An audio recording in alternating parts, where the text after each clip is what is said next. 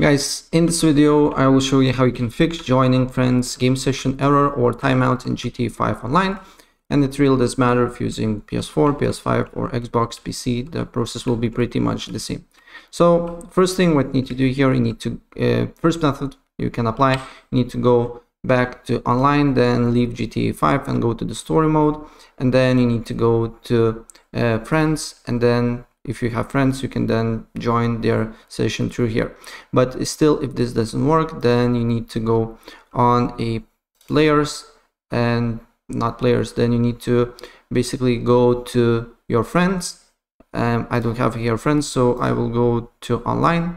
Then you need to select the friend here, and then you need to here should be invite button here and join session. And if this doesn't work, then you can go to cruise, friend cruise, and then once you have your friend here, for example this one, also I don't have here friends, so I will show you with a other way, but here then press on the person here and then join the game.